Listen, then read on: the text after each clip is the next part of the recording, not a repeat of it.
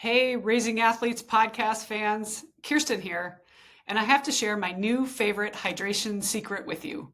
Corvive's Hydrate in pink lemonade. If you're looking for the ultimate hydration boost, this is it. Corvive's Hydrate is an NSF certified for sport, trusted by 4 Major League Baseball teams and 3 military bases. With 6 grams of pure organic cane sugar, it ensures you absorb all the electrolytes you need. And get this, it has 3 times the electrolytes and 4 times less sugar than those leading brands. Plus, it's developed using the World Health Organization's standards for oral rehydration solutions, making it the equivalent of a bag of IV fluids. Best of all, there are no artificial dyes or sweeteners. It's so perfect for the entire family. You can drink it any time of day, before, during, or after workouts or sports. So say goodbye to sugary juices and hello to superior hydration with Corvive's Hydrate in pink lemonade. Visit corvive.com. That's CORVIVE.com. And use promo code Kirsten. That's KIRSTEN for 30% off your order. Try it today and feel the difference. Hello and welcome to the Raising Athletes podcast. My name is Kirsten Jones. I'm a peak performance and sports parenting coach, the co-host of this wonderful podcast that we've been now doing for over 5.5 years. I have so much fun doing this. This is such a gift to get to meet amazing people from all over the world. And then author of the Raising Empowered Athletes book, which has now been out for over a year. I love speaking with parents, with athletes, with coaches, getting out into schools. So if you're looking for somebody to come meet with your team or club or school, I love doing that work. That is my passion. And I've met a fellow passionate teacher and learner of life lessons in Coach Lain, my guest today. We're going to talk about all the good stuff that we want to help first solve for ourselves as adults and as parents, but then of course help our kids and empower our athletes to solve as well. So thank you so much for being here, Coach Lain. I can't wait to learn from you. Thank you for having me. Likewise, I can't wait to learn from you and, swap stories and tactics and ideas. So thank you for having me on. So I love to start with people's Genesis story because I think we're all wayfinders. We're all trying to figure it out. But I love hearing how we got to where we are and how that kind of put us on our path. So could you share with us some of your story and like what sports you played, where you grew up, that whole deal? Yeah, for sure. Wow. The full origin story. Okay. Well, I grew up all over, to be honest with you. I'm from Pittsburgh, Pennsylvania. That's where both sides of my family are from for both parents. But only spent about the first 4.5 years of my life there, which is insane because I am diehard Pittsburgh, Go Steelers. all the way down to the colors of my brand. I wanted something that would represent that part of my history. But I've lived everywhere from Italy to Arizona and moved around so much growing up with my following my dad's job around the world. And that's something that really helped shape a big part of my personality, which is being outgoing, being comfortable with being in uncomfortable situations, being fine, being on my own sometimes. So I went to about 11 different schools in the 12 years technically that you're in traditional school. I wouldn't change it for the world, to be honest with you. I think that's a big it's not that something that I would force on anyone, like my daughter for sure wouldn't force that on her, but definitely feel like it was something that truly helped shape my personality. So in terms of coaching and sports, growing up, I liked everything. Like I think a typical 80s kid, like we were growing up when all of this entertainment stuff was like really coming up and becoming popular, So basketball, football, baseball. I wanted to try it all, hockey. But I only, I played baseball 9 times and I quit 8, I think, which is nothing. I know that probably says a lot about my work ethic, but it was just one of those things where I was too afraid to hit the ball. And so working the infield was never something that coaches were like, yeah, you're going to do that. I was always in the outfield. So for an 8-year-old, 9-year-old kid, it was terribly boring. But I played flag football. I ran track. I played soccer.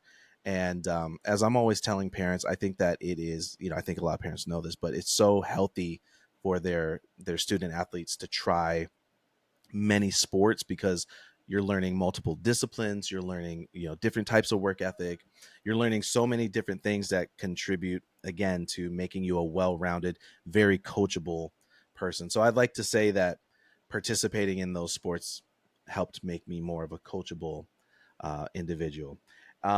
Despite my dad's aspirations, he was a football player, he wanted me to be a football player, and despite me playing flag football in middle school, I got to high school and got talked into trying cheerleading.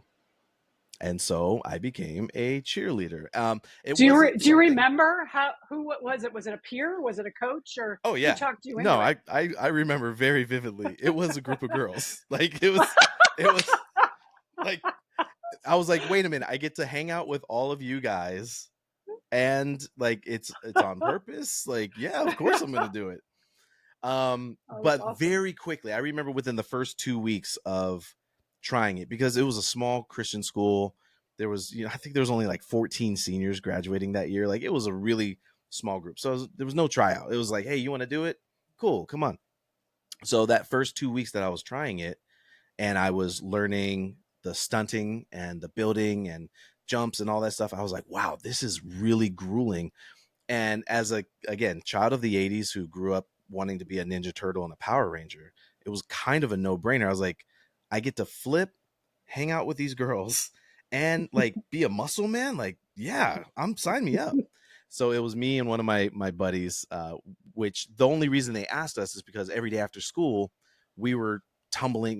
We call ourselves backyard tumblers. So we were tumbling in the schoolyard anyway. We were doing, practicing Mm. flips and jumping on and off of things. And they finally said, hey, do you guys want to try out for the cheer team? So that was the last sport I would ever try out for, which is insane to say, because I ended up falling in love with the athleticism, the the dynamic range of skill that you have to have. I loved the competition side of it, the performance side. As you can tell, I've always been a performer.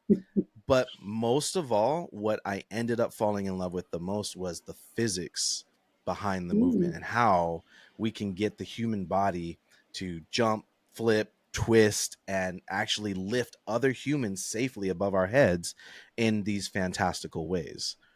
Um, so yeah, so from there, I my parents opened a gym for about 10 years, and I of course worked Mm. there for them, and that's where I really started to uncover this passion for the physics, and like the how and the why of these movements. I stepped away from coaching for about 10 years myself to pursue a career in graphic design. So I was a freelance graphic Mm. designer for 10 years. I worked with Oh, like hence the website and everything that looks hence, so yeah, beautiful. exactly. I love People it. always How are the asking. skills Thank you. combine. Yeah, people Yeah, are always asking, yeah. like, like, who does your stuff? And I'm like, I do. Neat. Thankfully, like I'm one of the fortunate few who gets to go from ideation to execution with no one else's Yeah, help, which is also, it's a blessing and a curse. Don't get me yeah. wrong. When you don't have any parameters to work within, and it's just your own idea, it can be very exhausting. So yeah, so I got to work with like Hasbro, Target, Nature. What's the it's a granola brand, but anyways, I Oh, always get it nature's wrong. best. Thank Nature's you. Yeah, best. Nature's Best. Yeah, yeah. And I got to do some fun projects, some really cool stuff. I had a couple of toys that I I love it. designed for Hasbro come out in Target, which is kind of crazy. Oh, But that's really yeah, cool. yeah, especially when you're walking through and they don't ever tell you Yeah. release dates. So you're walking through the Oh, store and you're like, "Hey, that's my I'll get artwork," that. I did that. So Oh. anyway, but I stepped back into coaching. My sister is 11 years my younger, and she was still heavily into competition cheer at that time. And she was a high level 5 world's athlete. Oh, And so whoa. every week it felt like she was telling me, because I'm oldest brother, she would always share with me, like, not only oldest brother, but also cheer coach. So she would always share with me, like, so and so has a mental block this week, or so and so was injured. So and so has fear. What do you have any advice? And back then I didn't, but Mm. there was this like spark of curiosity. And I was like, well, in the creative world, we have creative blocks. In the physical world, we have mental blocks. And I was like, there has to be some correlation between fear and blocks. And I somebody needs to come forward and like do something about this. And I said, all right, that's gonna be me. I'm gonna do something about it. And that's the origin story of Coach Lain LLC. I started it, and in addition to the curiosity, I was getting unhealthy as a graphic designer. I was at home alone while my wife was working. I was isolated 14 to 16 hours a day on the computer, insane deadlines, just unhealthy. Like I was feeling like palpitations in my body, and just it was just I was like, I want to interact with people. We Mm-hmm. talked about how much I moved around, and like meeting new people was such a big part of my life for so long. To be isolated all of a sudden, I didn't realize I was starting to get depressed. And Mm. so I remember very serendipitously hearing there's a high school about, I don't know, 2 blocks away from where we live. And I heard the cheerleaders one summer practicing outside. And I was like, I have this special knowledge that I'm doing nothing with. I always used to have parents tell me that I had a very unique way of helping the athletes understand concepts. I should do Mm. something. It would get me off the computer. I get to meet new people. And I said, I'm going to do it my way. I'm not going to go work for a team and be a head coach somewhere. I'm going to be a free agent, because that's what I was used to for the last 10 years, is being a free agent. So I was like, I'm going to be a consultant and travel around and make this a thing. And let me just see. And my wife, back then we didn't have kids. She was working. She said, dude, do it. What's to lose? And so, yeah, I bought the domain name that day, and Coach Lain LLC was born. I love how you combined physical, right, and with the creative. And I worked for Nike for 15 years, and so that was Wow. me too. I was an athlete, right? But then to go get paid to talk about athletes all day, even though I was no longer competing, but still Right. being in that space. And now working on the branding side, on the footwear side of understanding, how do all those pieces come together? And that's super fun to then, and same, building my business was like looking back on, okay, what are the things that I've done? What would make sense? And what feels good, even more importantly, Yes, like, exactly. right? Like, okay, it's Right. nice to say I can make money doing this, but even more importantly, like, is this something that's going to add value to myself and to others so that I can, again, make my little mark on the world, but feel like I'm giving back. That was the biggest misconception I always got from people. They're like, "Oh, cool, you work for yourself. It must be nice." And it's like, "No, it's actually harder than having a traditional 9 to 5, because you have to be Lonely. disciplined. It's very lonely. You're completely in charge of everything. Your own Yeah. schedule, your own finances, your own um, mental health.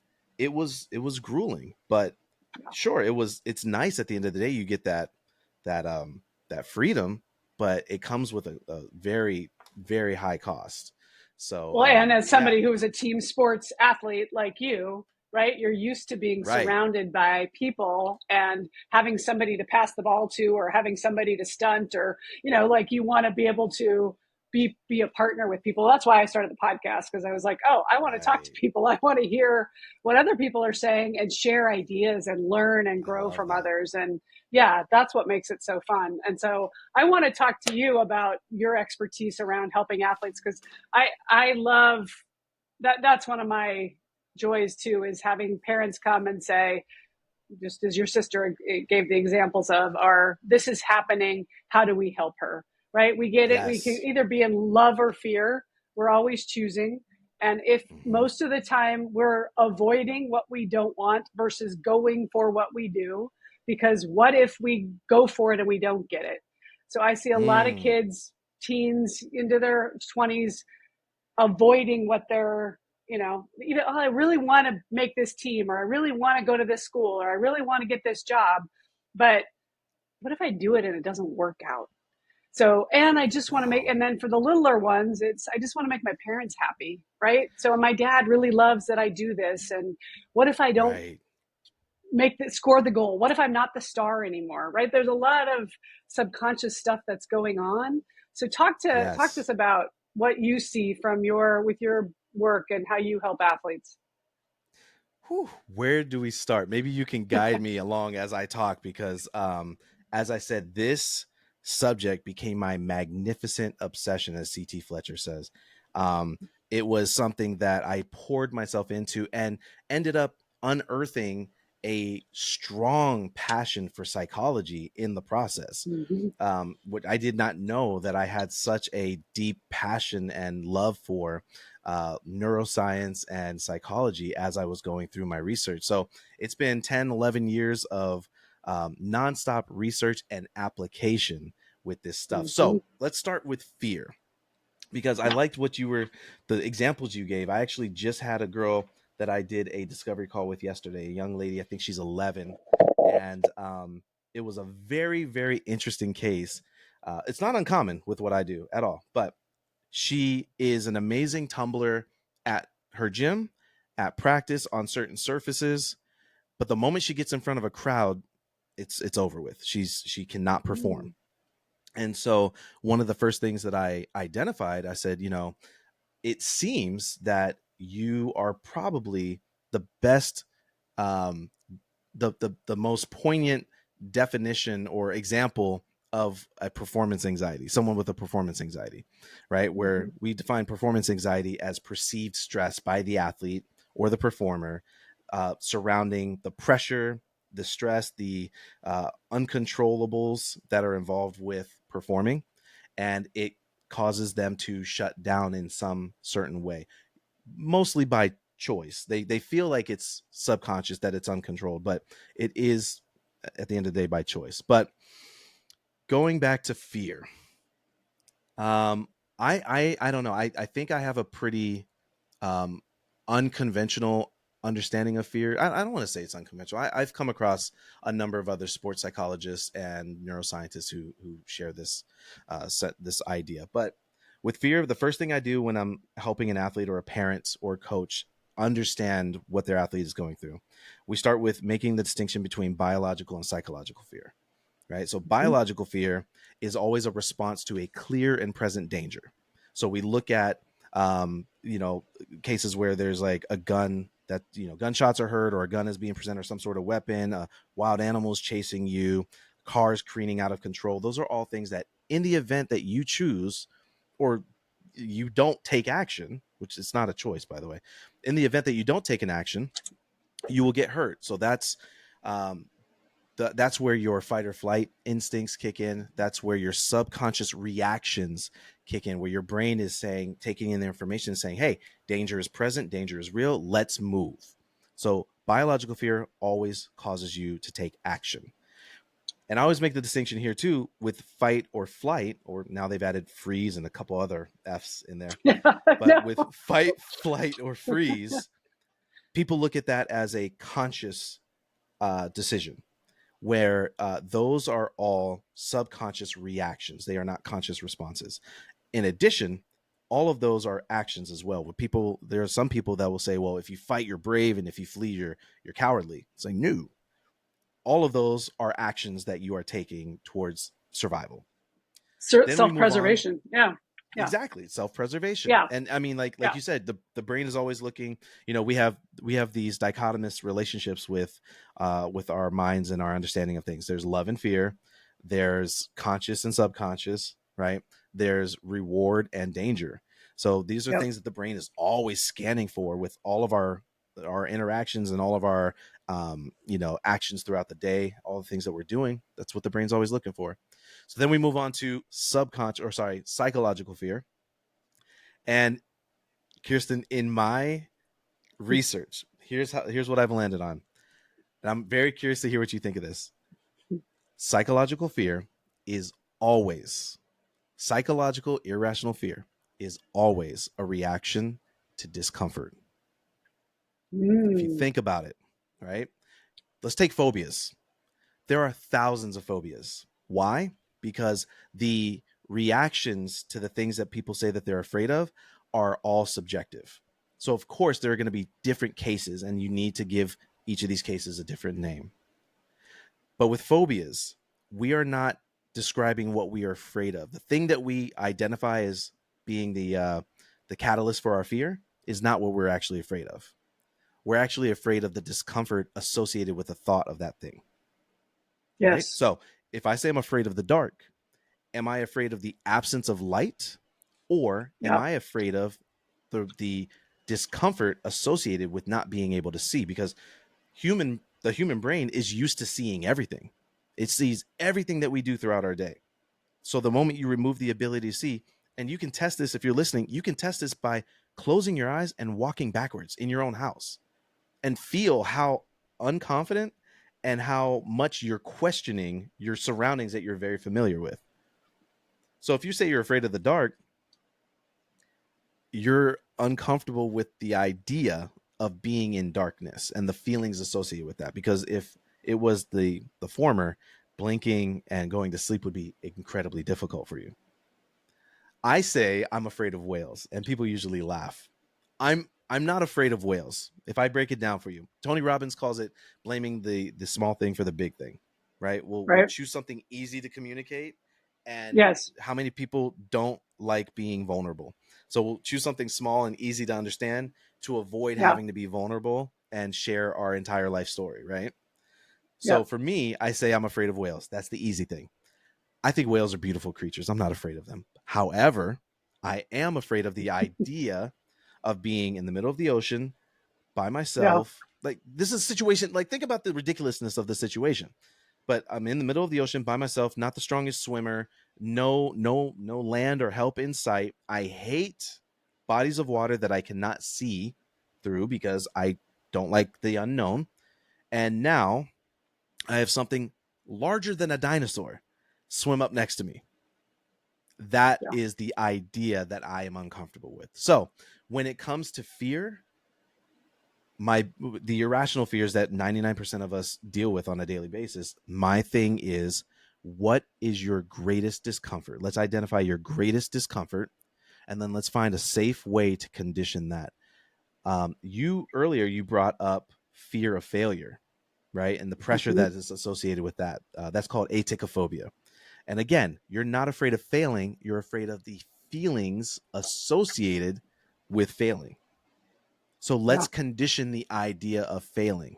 So one of the ways I actually I borrowed it from New York Times bestselling author Tim Ferriss, and he has this thing that he does with some of his clients that he coaches called the 10% challenge.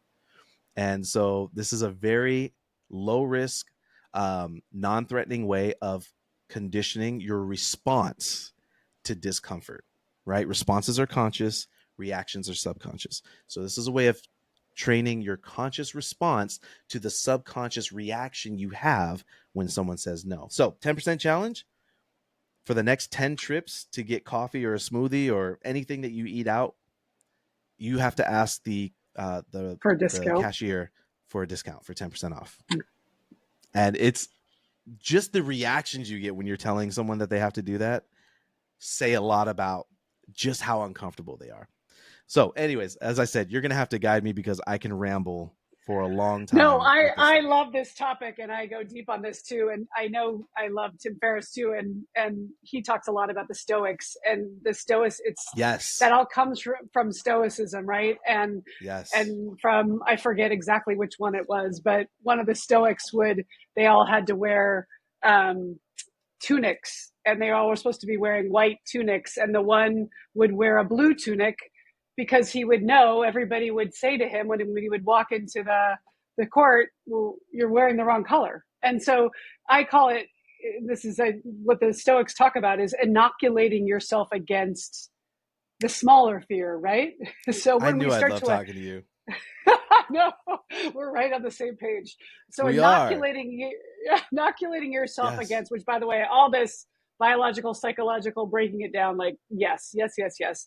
And but when we inoculate ourselves against something, then it's transferable. And as the Yes. human brain, we start to make correlations, good or bad, to, well, this happened, therefore this, this didn't go well for me, therefore, and we start projecting the future and rewriting the past, when really what we need to be doing is focusing on the present. But we For say, well, sure. this bad thing happened, so I'm never going to be able to overcome that, which means I'll never be able to do this, and we start, you have 10, 12 year olds telling you why they're never going to, be able to play in college, or, get a degree or whatever, get a job, because they can't do this, for you, I guess, this tumble or this, acrobatic Mm-hmm. thing. So it is, I love the 10% challenge. And also, Zimperino, who was the Stanford professor who did the Mm-hmm. prison, if you remember that example, but he had everybody play the prisoners and the guards in the 70s, and the Yes. psychological toll that it took on people when he thought it was just going to be a fun thing for us to do for 5 years to see what happened. Well, the people who were the prisoners really became victimized, and the people who became the guards really took that overpowering role, and what that did to how people saw whether they had perceived power or not, even though everybody was actually free to go. And so it is, that's, I think, like you, I love helping kids understand how, if you can unlock this power right now and get clarity Yeah. on what it is you're telling yourself. And I love your example Right. about the whale, which is true, because it is something that's irrational in a way, but it's a great parallel for them to be able to understand very clearly what you mean. Yeah. Is there a hidden, is there hidden, like, do you think there's a deeper meaning about the whale? Like, is it the fear of being exposed? Is it about the fear of the unknown? Is it, where do you I, think that comes from? I definitely think the fear of the unknown plays into it. But I think it's important too that I point out a big part of my training, or a distinction I had to make for myself, is, well, what is your relationship with fear in the first place? Like, sure, it can be fear of the unknown, but again, I'm not the unknown is it's a variable that technically doesn't exist. And so to be afraid of something that doesn't exist is kind of irrational. So in this case, am I fearing fear? Am I actually just afraid of being afraid? And the answer is yes. And quite commonly, that's the answer for a lot of people. I think we were going to touch on, or we will touch on, like, generational fear. And that's Yeah. something that is definitely subconsciously and biologically passed down from parent to child. Like, just being afraid of taking chances, being afraid of uh, allowing certain things to be beyond your control. For me, with the whale, I definitely think it represents an aspect of control, or just the idea of not knowing. I allow myself to ruminate a little bit too much with that thought. And it's not that I'm necessarily afraid, I'm uncomfortable. I'm Mm-hmm. uncomfortable with the idea of not knowing what's coming.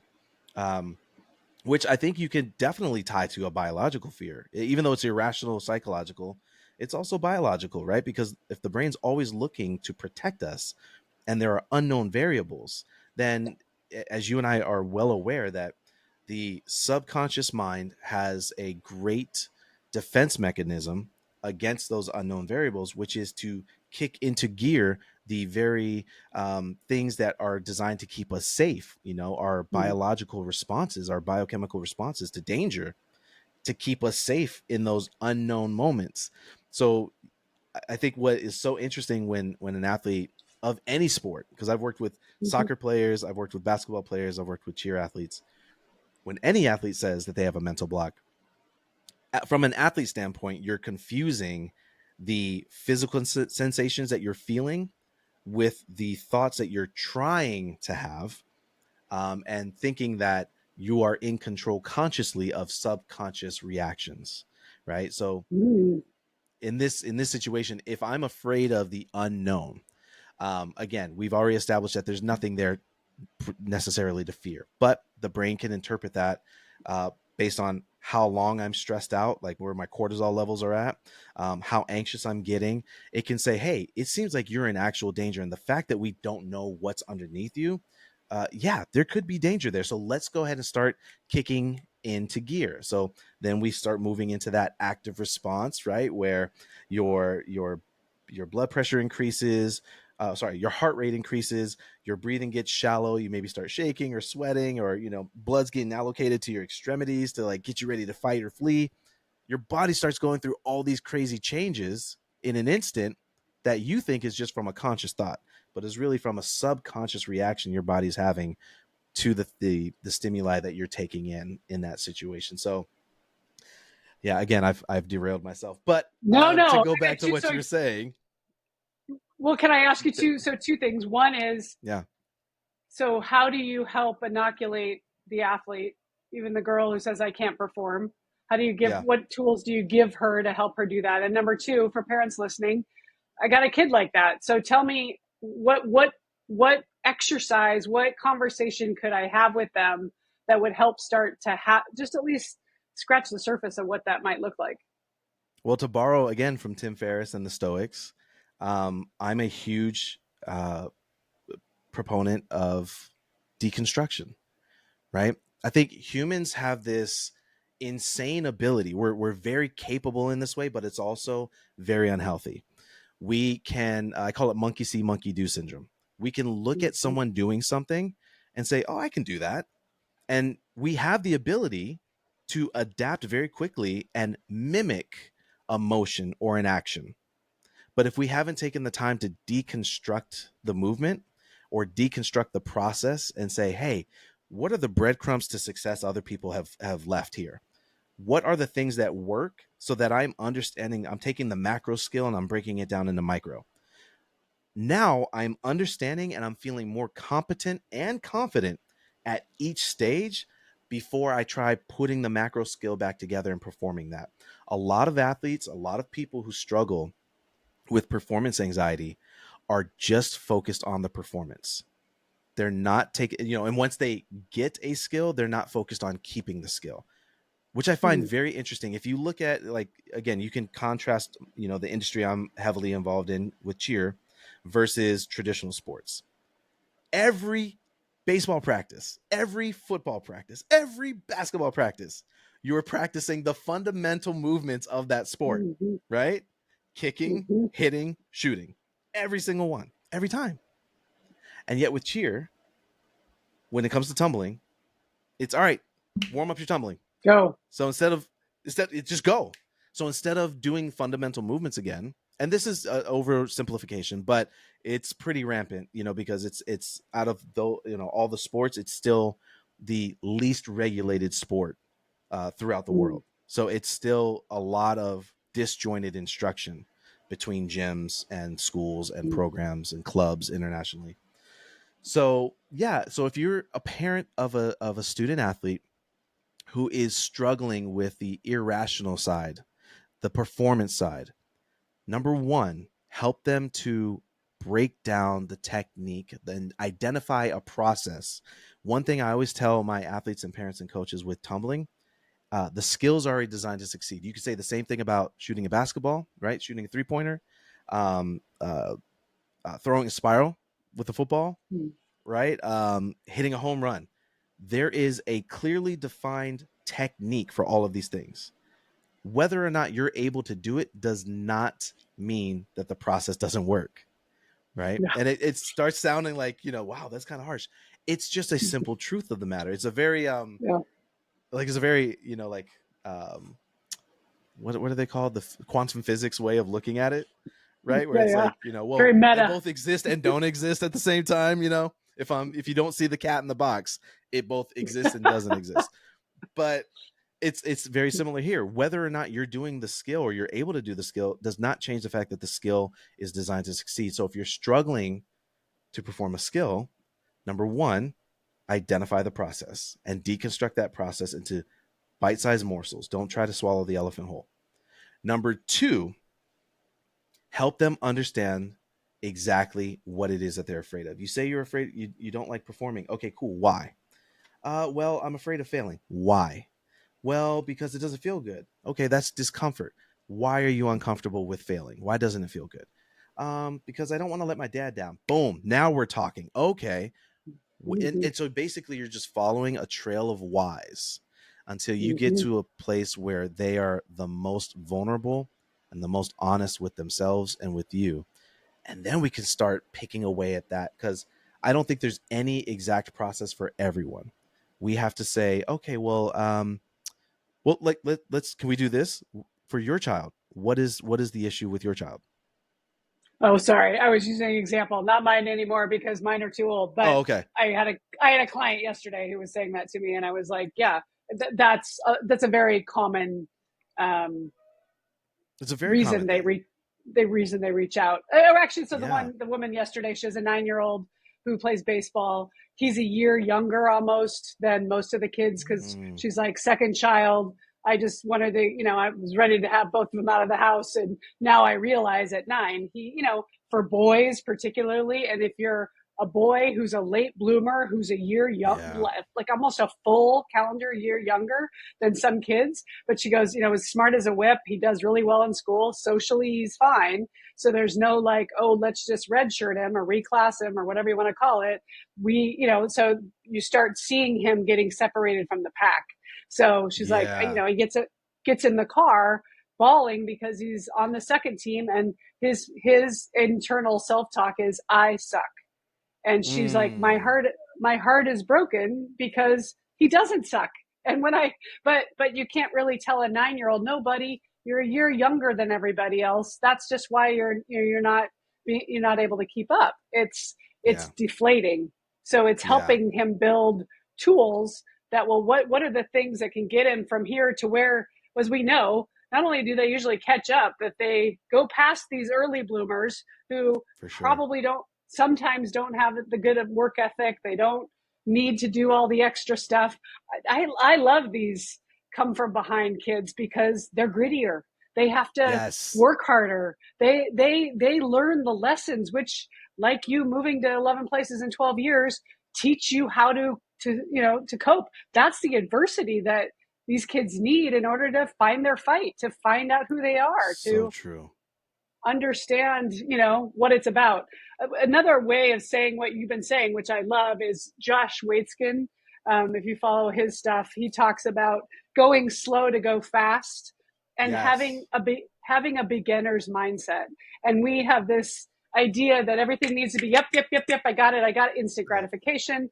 I did a couple reps, yeah, now I know how to dribble. I can just, do that. But if you, to your point, break it down and then don't worry about we get so focused on the outcome, but we get Yes. obsessed with the process and Hmm. curious about making the process better. And you know we had It's Steve Kerr on the sorry we had so Steve I'm Kerr on so the other sorry. day, and he was no, he was talking about Steph Curry, and he was saying, Steph still comes into the gym, one of the best players ever, and he still starts at the basket 2 feet from the basket for an hour. I He love does it. only shooting within 2, 5, 10, 15 feet of the basket, and he's the best in the world. And he does dribbling drills for an hour, right? Like, that's why he's so good. It's not because, yes, he can go unconscious in the Olympics and drain a couple threes when it matters. That's not because, he just, I've already done all the fundamentals. It's, he has a beginner's mindset, which is,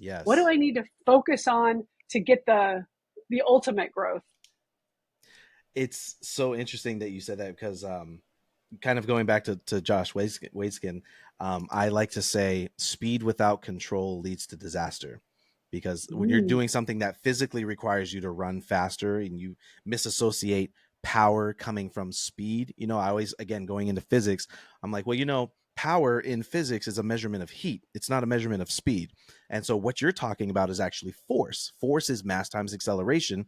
And since your mass doesn't change, most times you're talking about acceleration.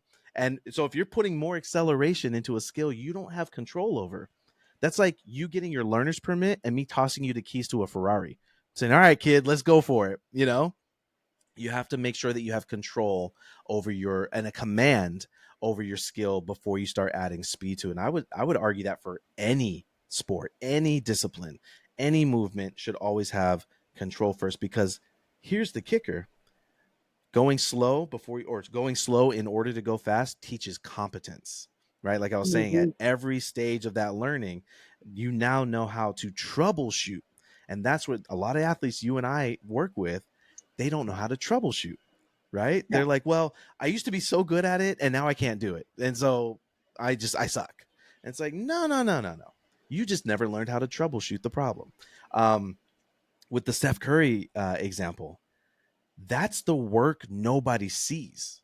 And I know Mm-hmm. I can already tell you have already coached athletes the same as I and taught them how comparing yourself to the greats or comparing themselves to people who they only see perform is very dangerous. That's when comparison, as they say, is a thief of joy, because you're comparing yourself to an unfair standard, right? Because you're looking at their outcome, you're looking at the feature presentation and not the behind the scenes. And Mm-hmm. so if you learn, this is what I always tell the athletes. I'm like, do you ever go up to someone that you admire? Like, let's say they tumble really strong or they tumble well.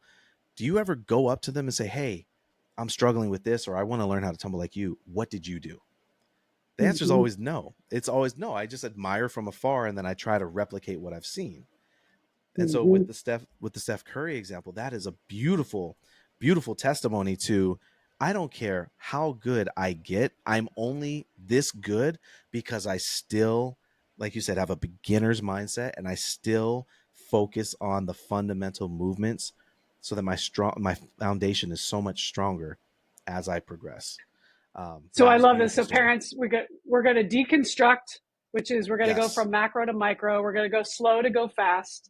And then second, we're going to identify why. And usually it's about Yes. four or five whys, right? So, why are you getting there? What? And sometimes they can articulate it depending on how young they are. Sometimes they can't, and that's okay. Get to them Yeah. to where they can.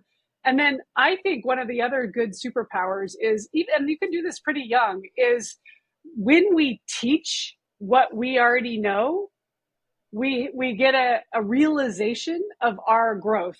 So give you an example, Mm. my son who's now 20, but during COVID, he wasn't playing and he was starting to get depressed and I'm not that good. And the little boy next door would come and knock on the door and say, I see Parker over there. Can I come play with him? And I'd say, come on over.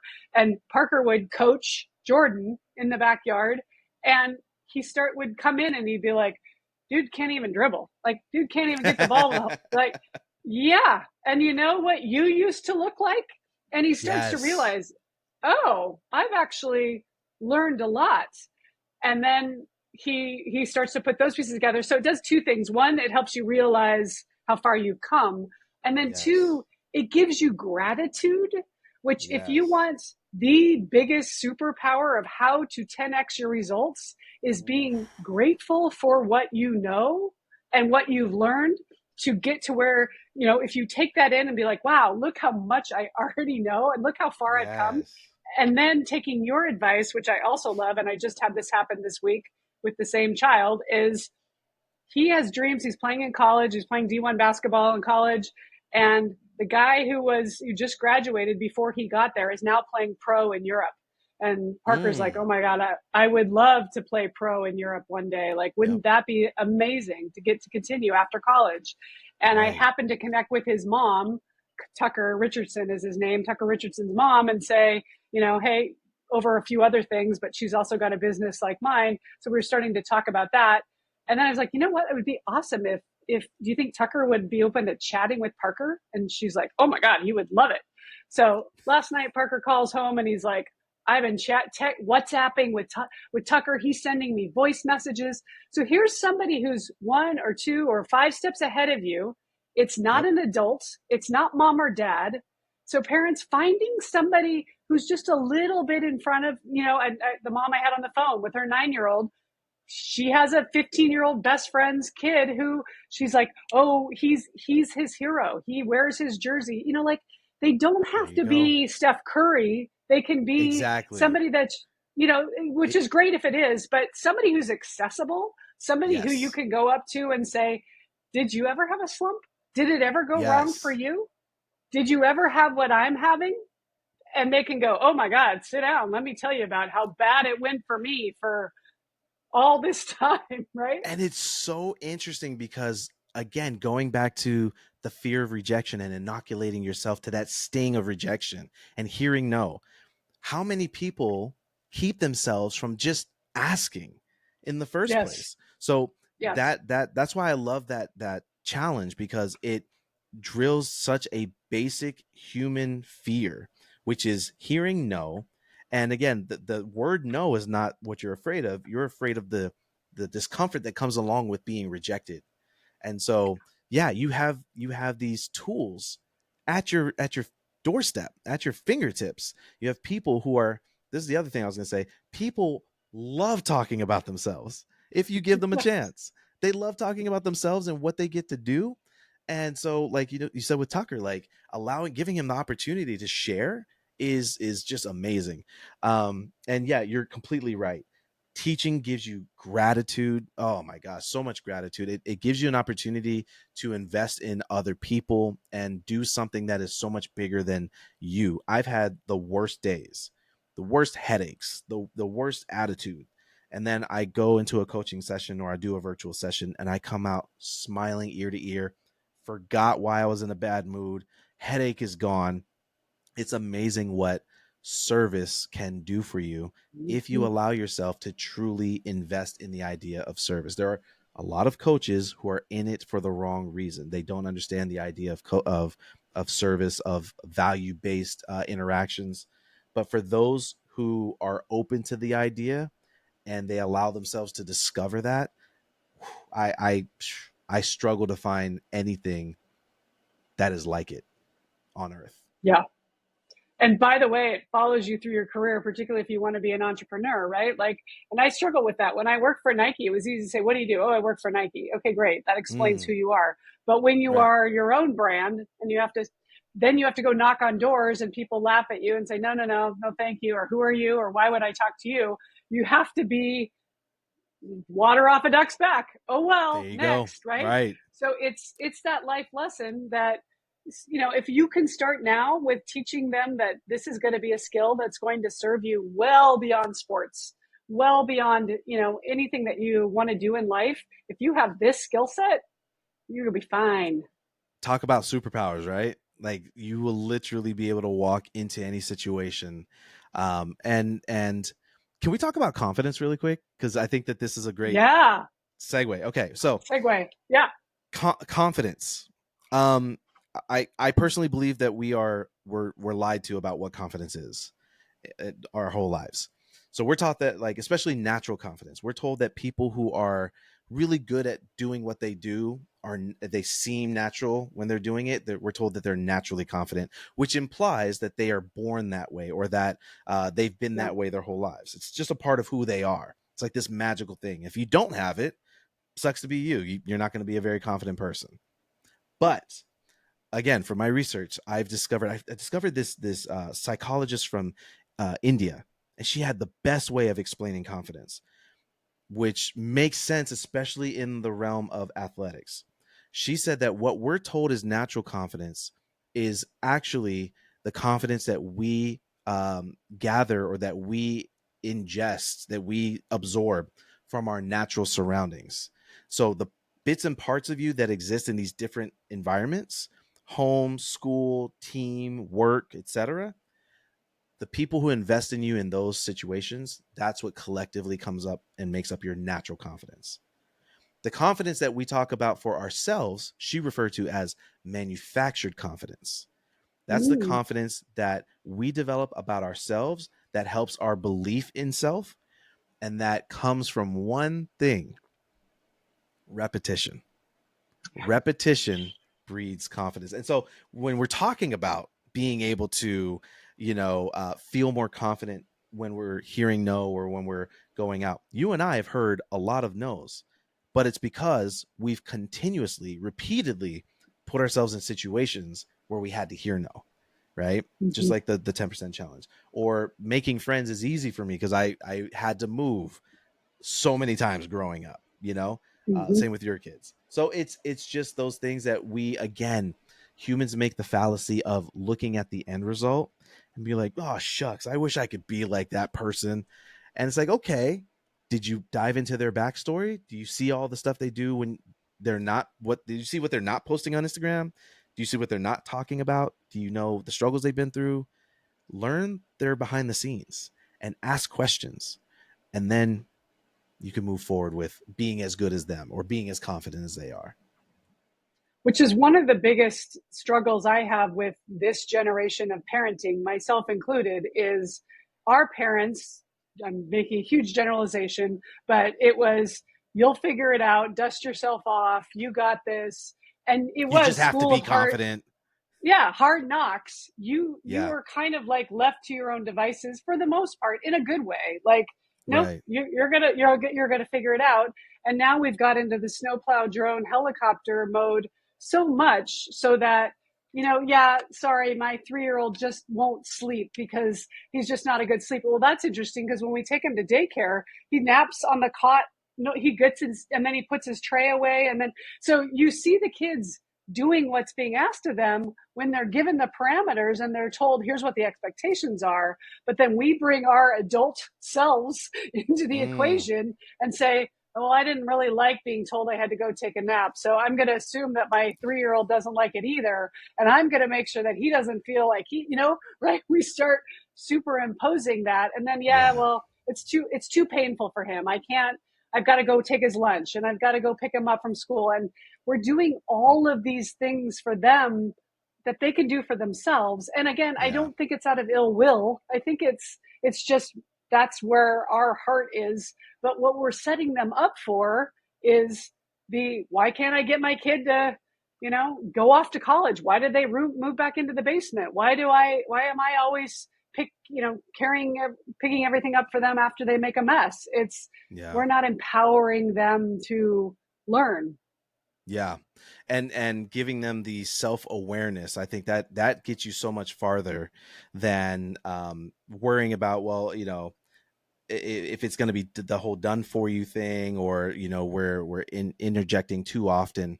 If we can help give them self-awareness and help them to understand themselves better, I think we'll see those leaps in our children and our student athletes before we even have to do anything. They're going to be picking up on things, they're going to be running with them, because they have the self-awareness, because they've been repeatedly put in a position of having to figure it out on their own. So their confidence in figuring out and problem solving is going to be so much higher. I just wrote a note based on something you said earlier, because you were going over the steps for those listening in terms of how to help your student athlete or your child or yourself outperform fear, right? Sure. When it comes I to like that. why I like that way. Outperform fear. Good. Okay. outperform fear, I chose that word intentionally because that's what my book's called, outperforming fear. Oh, And I chose that intentionally because like I said early on in this interview, we're lied to a lot by motivation culture. Motivation culture focuses on the way we feel. That's what motivation is. It's motivating you to feel better, whereas inspiration is inspiring you to do better. But with motivation culture, we're told to conquer fear. We're told to defeat our fear. We're told to get rid of our fear.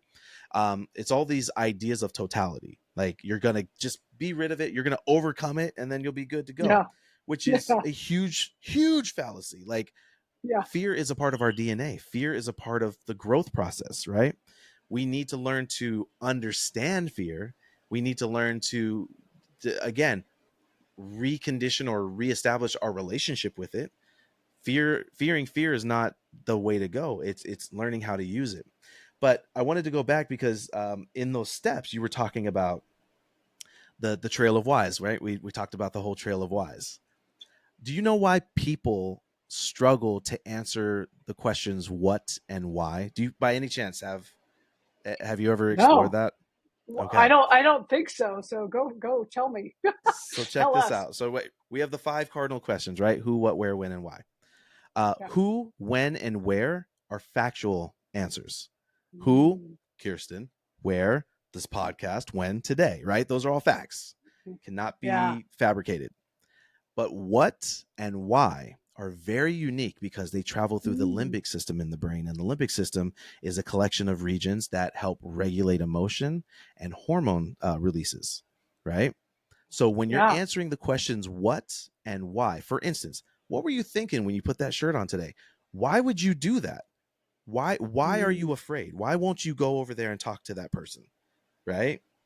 Those are very personal questions that require the use of our emotions.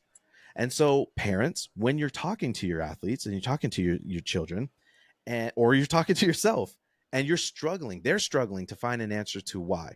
There's two possible reasons. Number one, they've never been challenged to think about it in this way before.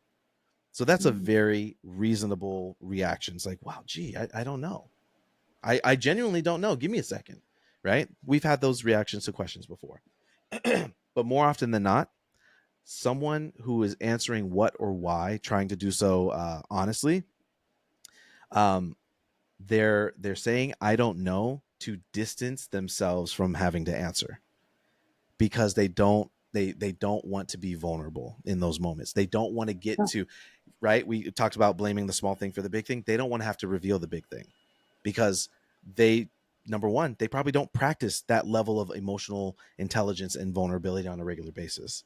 And so they're trying to buy time, or what is it called when you try to redirect? They're trying to redirect, or they just don't trust you yet and they don't want to talk about it. So I don't know. Or I maybe get they that a don't lot. have self-awareness. Like they don't Or think, they don't have the like self-awareness. they're Right. not concerned with that answer. So they don't probe themselves about why that might be the Exactly. case. And Yeah. so that there's an opportunity for us to realize, okay, well, we need a certain amount of emotional intelligence and observational skills as coaches and parents to see how they react when asking the question. If you're seeing any sort of body language cues that are, if their blinking starts to increase, their blinking rate starts to increase, or their breathing gets shallow, you know that they're stressed. And if they're stressed, you know that there is some sort of emotional tie or emotional trauma attached to the why. Right? If they start to squirm, or they start to self-soothe where they're rubbing their hands, or they're, hugging themselves, then you know that they're just extremely uncomfortable in that situation. They may not trust you enough to talk about it. But if you can tell that there's no visible issues with body language, they may, like you said, maybe they just lack the self-awareness, and they just genuinely haven't had to think about it before. And so that's where we have to say, we have to rephrase the question in a way that maybe connects with them personally. Or we say, you know what, think about it. Let's do a couple more reps. We'll come back and we'll see if we can answer it after that. And when I've helped athletes to be aware of the why of of their reactions, why you're saying I don't know, they will usually giggle really fast, because they're like, oh, dang it, he's right. That's exactly why I'm saying I don't know. And then I'm like, look, I know, because most of the athletes and clients that I have, I work with one or two times, and then we never see each other, or we don't see each other for a while after that. So for me, I'm like, look, I know we just met. I understand that. You don't have to be vulnerable with me right now. You don't have to be vulnerable with mom or dad who's sitting right there listening to this. But think about it for yourself, and at least be vulnerable with yourself so that you can answer this question one day. That's so brilliant. I love that what and why. And the fact that you get a giggle out of it also tells me the how of you delivering that question, which is, I Yeah. think, where parents get tripped up a lot because we get emotional. And like, I Right. even noticed you giving that example, which I know was not about me, but you said, why did you choose that shirt? Like all of a sudden I'm feeling Exactly. defensive, right? Thank you. Like, Right. so, And it's like, so I didn't make yeah, this shirt, right. like, It was what was on the top of my drawer. But right. so if you're asking, like, why did you wear that shirt? Like, so your tone is so important versus, well, what do you think that means? And I find myself doing that with my younger clients too, of smiling when I ask Mm-hmm. them a question that I'm sure their parents have asked, but maybe it was delivered in a different way where they could actually then not feel defensive, but go, oh, I Right. actually haven't thought of that, right? And it's important for us to understand the difference. I pointed this out earlier, but I didn't really like make it a point. Understanding the difference and how the brain works, the difference between reaction and response. And this is a distinction I've been making more and more lately. There was another performance coach or performance psychologist on Instagram that I came across, and she pointed this out in one of her posts, and I was just like, I've been saying this kind of, but I've also been interchanging those words. disastrously. And so it's important for us to remember subconscious mind in the back of our mind. That's where all of our reactions live. So emotional reactions, right? Because emotions are reactive, feelings are responsive. So our fight or flight responses, our self-preservation, all of that exists in our subconscious mind in the back of our mind, which is ironic that's in the back of our mind. The forefront of our mind, that's where our conscious responses reside. So when I said that thing about the shirt, you had a subconscious reaction, right? But then you chose to respond, and you said, I felt defensive. That was your emotional reaction. But then I chose to respond with laughter, right? And say, okay, why am I getting defensive? So it's really important for us as educators, as parents, as mentors, to understand those differences as well, because then we can help our athletes understand, like, listen, you know, Sadie, you got angry with yourself. That was a response to whatever discomfort you felt. Your discomfort was a reaction, right? It's like a jump scare moment when somebody jumps out from around the corner and goes, ah, your startle response, that's subconscious. You cannot control that. And you see this with a lot of men, a lot of like real manly men. They will get angry when someone scares them. Yeah. Right? That's their response to the reaction. The reaction, they feel out of control because they're like, I'm angry, not that you scared me, but that you made me reveal that I can't control something that makes me feel weak. And so you get stuff like this in athletes all the time. And so it's our duty to be aware of these things and then communicate it with them so that they are more aware and can make distinctions. The young girl I was talking to yesterday, where's my notes? She said that she gets upset. Wait, it's right here. She feels pressure and frustration builds and she stops. But then piecing together what she was telling me outside of that statement, we understood that she stopped because of anxiety. So she stopped because it came to a point where her anxiety had gotten so high that her body actually shut down, which is a whole other thing we could talk about, where the vagus nerve actually triggers our parasympathetic nervous system to shut down our body if we're stressed out for too long or we're bombarded with too much information. But anyways, once again, I No, excitedly we're going to do a digress. part 2, I'm sure. So we'll talk about, we'll have to we'll have to go deep on that. There's so much, oh my gosh, so many fascinating just topics. I need to let you go. We've been on for a whole hour already. I love every bit of it. Can you tell everybody, Same. share where people can find you, how they interact with you, follow you, love all your stuff? For sure. Oh, thank you so much. For sure. I'm at Coach Lain, at Coach Lain, all across social media. Fought very hard to get that way. So please take advantage of it. I have 2 podcasts myself. I have the Fearless University and the Coach Lain Inspires Inspirecast. You can find both of those anywhere where you stream podcasts. It's been a couple. I took time off to be a dad and enjoy being a dad. So we're about to ramp that back up in a little bit here. And then you can book mental performance or physical in-person lessons with me at trainwithcoachlain.com. And you also have access to my resources like my Outperforming Fear book, my Tumble journal, other things like that on that website in the shop. So yeah, that's where you can find me. Sure. And my DMs are always open, so please don't hesitate. I find it so funny. People are always like, you'll probably never read this. And it's like, actually, that's all I ever do. I am. I am reading it right now. So yeah, please reach out. And I love we love hearing from people. Like that's our jam, right? Is to connect with people and help them figure it out. So please do take advantage of jumping in there. This has been so much fun. So I'm going to let you go. But one last question I have to ask. We ask all of our guests. You can take this in any direction you like, a statement, a sentence, a word. But the best athletes I know do this. Ooh, how would you finish that? You saved the heavy stuff for last. The best athletes I know take a pause. They take a moment, they breathe, they assess, they problem solve, they digest. They put pauses or they put beats in between their reps, and they because they've taken moments, they know how to deconstruct a problem. So the best athletes that I know take a pause. We have not heard that one, and I love it. And I think it's so, it speaks to everything we just spoke about, right? Which is Yeah. when we are not in fight or flight, when we are in flow, when we are in a moment of feeling it, we feel we can give ourselves permission to say, I'm enough. I got this. I can take a breath and then I can go forward. But when we feel like we're drinking through the fire hose and you're feeling stressed and rushed, you don't give yourself that on and off the court or in and out of the pool or off, like everywhere. Wherever you're That's at. true in Yeah. life. Yeah, true in life And too. um when you've reconditioned your response to discomfort, when you've learned how to get comfortable in uncomfortable situations, then you no longer fear how you're going to respond to the natural reactions that you have. In fact, you're going to lean into it. You're going to lean into it. Exactly.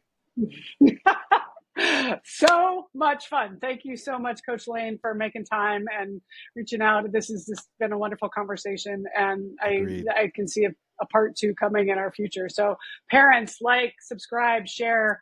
I took a bunch of notes, which I normally don't do. So I'm going to go back and listen to all of Thank this you. and learn as well, right? Like, we learn by doing and by chatting with each other. Share it with somebody you love, and that's how we grow. So thank you so much, parents. We got Thank you. this.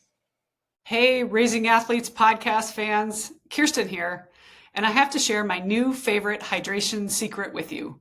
Corvive's Hydrate in pink lemonade. If you're looking for the ultimate hydration boost, this is it. Corvive's Hydrate is an NSF certified for sport, trusted by 4 Major League Baseball teams and 3 military bases. With 6 grams of pure organic cane sugar, it ensures you absorb all the electrolytes you need. And get this, it has 3 times the electrolytes and 4 times less sugar than those leading brands. Plus, it's developed using the World Health Organization's standards for oral rehydration solutions, making it the equivalent of a bag of IV fluids. Best of all, there are no artificial dyes or sweeteners. It's so perfect for the entire family. You can drink it any time of day, before, during, or after workouts or sports. So say goodbye to sugary juices and hello to superior hydration with Corvive's Hydrate in pink lemonade. Visit corvive.com. That's CORVIVE.com. And use promo code Kirsten. That's KIRSTEN for 30% off your order. Try it today and feel the difference.